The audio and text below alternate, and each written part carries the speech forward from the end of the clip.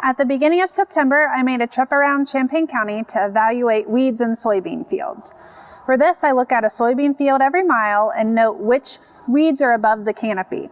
Extension educators across the state do the same thing, and it helps us identify trends and weed issues and provide relevant control recommendations to you all.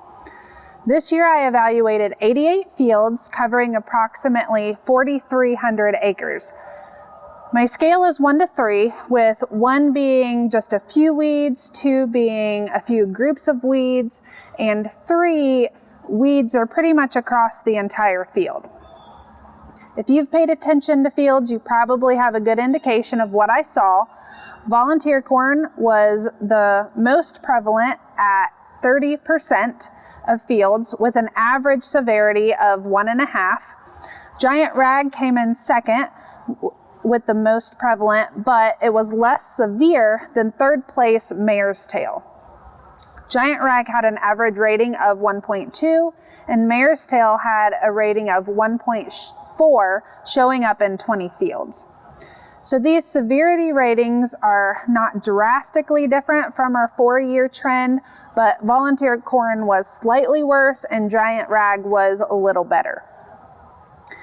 I'm really happy to see very little water hemp, which dropped from 10% of fields down to 2% this year, and mare's tail dropped from 36% to 16%. Completely clean fields came in at 38%, which was way above 2020 at just 10%. The one concern I have is more appearance of Johnson grass. And I've seen it in more cornfields the last few years, but I noticed it in some soybean fields this year as well. But overall, great job. Keep up the good work. And if you want to learn more about control options, stick with me for a couple more minutes.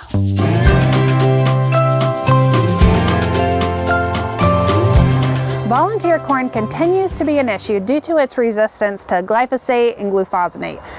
There are a number of postgrass herbicides you can use, but as with any weed, make sure you're using the correct rate for the height of the plant, as it gets harder to control the larger they are. So Assure 2, Clethodim, Fusilade DX, and Fusion have excellent control for glyphosate-resistant corn, and these will also control Johnson grass if you're having an issue with that. It appears the giant ragweed that I saw came through after the first post spray. So to control these, scout for new emergents and survivors after the first post, and be prepared to go back in with a second post. If you control seed production, a second post shouldn't be necessary every year, but you might have to bite the bullet every once in a while. Most of the fields that had mare's tail only had mare's tail, which makes me think they're probably Roundup Ready or non-GMO beans.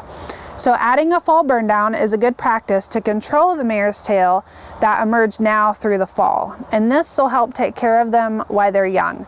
So keep an eye on it and don't allow those populations to explode. Rotating to a new technology for a year or two may be necessary to regain control.